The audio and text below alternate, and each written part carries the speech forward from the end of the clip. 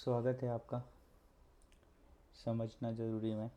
ये बहुत ही important lecture या फिर वीडियो है जिसमें हम इंटरव्यू की तैयारी फंडामेंटल्स ऑफ ऊप्स के लिए करवाएंगे।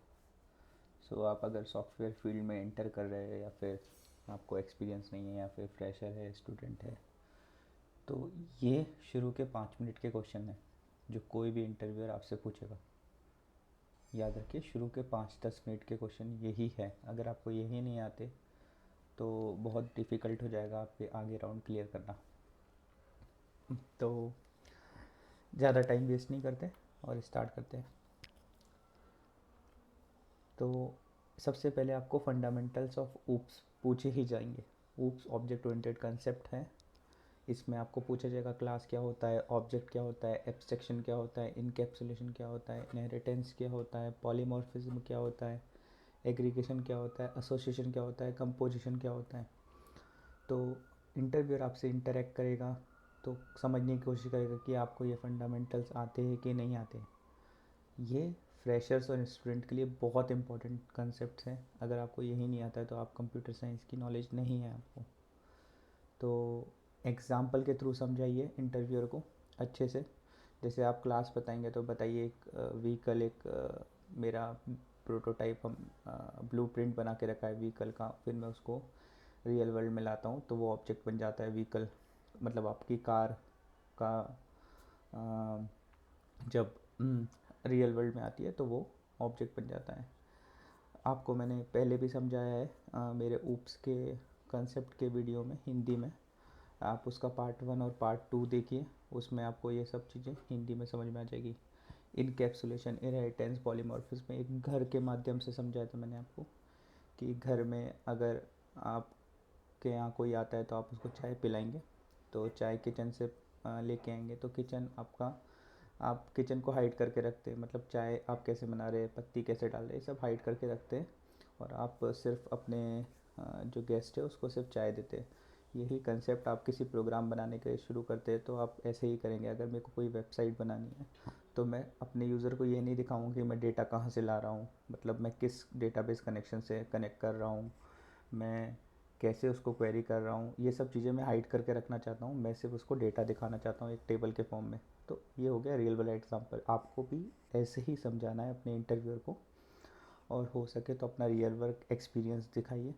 मतलब आपने कोई छोटा प्रोजेक्ट किया हो, हैंड्स ऑन किया हो, तो उसके थ्रू समझाएंगे तो और अच्छा लगेगा इंटरव्यूअर को। इनहेरिटेंस कैसे होता है, कितने टाइप के इनहेरिटेंस होते हैं, पॉलीमॉर्फिज्म कितने टाइप के होते हैं, पॉलीमॉर्फिज्म क्या होता है, मैंने आपको समझाया था। ओवरलोडिंग, ओवरराइडिंग, ये सब चीज़ें मैंने आपको एक ऊबर ओला पर्सनल कार के थ्रू समझाई थी ऑब्जेक्ट ओरिएंटेड प्रोग्रामिंग के वीडियो में। आप उसको रेफ़र करिए, मैं लिंक डाल दूंगा डिस्क्रिप्शन में।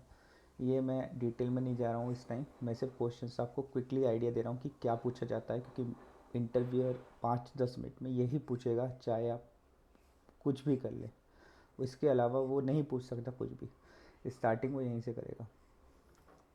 अब जो बहुत ही इंपॉर्टेंट क्वेश्चन आते हैं जिनको आपकी जिनको नॉलेज जिसकी नॉलेज आपको होनी ही चाहिए। कंस्ट्रक्टर, कंस्ट्रक्टर मतलब आप क्यों यूज़ करते हैं, किस लिए यूज़ होता है, कितने टाइप के कंस्ट्रक्टर होते हैं, मेमोरी एलोकेशन कैसे होता है, डिकस्ट्रक्ट डिस्ट्रक्टर क्या होता है, मतलब कैसे आपकी मेमोरी एलोकेट हुई आपके क्लास को, तो वो डिस्ट्रक्ट कैसे होगी।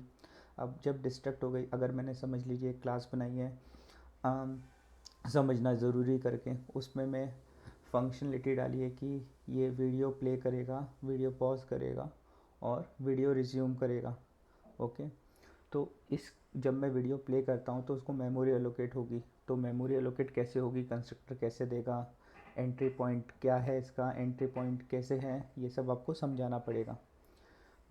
फिर जब वो मेमोरी डिलीट होगी तो वो कहाँ जाएगी, कौन उसको डिलीट करेगा, गार्बेज कलेक्शन क्या होता है, गार्बेज कलेक्शन किसी भी वर्चुअल मशीन में कैसे यूज़ करता है, ये आपको समझाना पड़ेगा। फिर अगर आप जावा में अगर स्पेसिफिकली वो पूछेगा इंटरफेस क्या होते हैं, एब्स्ट्रैक्शन, एब्स्ट्रैक्ट क्लास क्या होती है, एक्सटेंड कीवर्ड क्या यूज़ किया है, तो ये भी आपको समझाना पड़ेगा। ये सब मैं आपको ऊप्स के वीडियोस में समझा चुका हूँ, और अगर नहीं समझाया हो, कुछ टॉपिक मिस कर गया हूँ, तो आप प्लीज़ कमेंट करिए, मैं उसको डिटेल में समझाऊँगा, एक एक एग्ज़ाम्पल के थ्रू समझाऊँगा। बट आप ये पॉइंट हमेशा याद रखिए कि ये चीज़ें आपको आनी चाहिए। कोडिंग आना बहुत ज़रूरी है, अदरवाइज़ कोई ट्रिक्स काम नहीं करेगी। आपको लॉजिक लिखना आना चाहिए, क्लास लिखना आना चाहिए। आप कोई भी लैंग्वेज में यूज़ कर रहे हैं, जावा स्क्रिप्ट यूज़ कर रहे हैं, जावा यूज़ कर रहे हैं, या फिर डॉट नेट यूज़ कर रहे हैं, मतलब सी शार्प यूज़ कर रहे हैं, या फिर कुछ भी पाइथन यूज़ कर रहे हैं, कोडिंग आना बहुत ज़रूरी है। अगर कोडिंग नहीं आती तो आपका पास होना बहुत मुश्किल हो जाएगा। रट रट के आप पास हो सकते हैं, पर बहुत मुश्किल हो जाएगा। बहुत सारे लोग कोडिंग आज के टाइम में आती है बहुत सारे लोगों को। एग्ज़ाम्पल और रियल वर्क से समझाइए, अपने एग्ज़ाम्पल और रियल वर्क के थ्रू ये डिटेल्स ऊप्स के फंडामेंटल समझाएंगे, तो इंटरव्यूअर भी समझेगा और उसको समझ में भी आएगा कि आप भी समझ गए। तो ये वीडियो इतना इसलिए रखा गया है कि आप स्टार्ट कर सके। Okay, thank you. मुझे कमेंट करके बताइए कि आपको और क्या चाहिए। Thank you.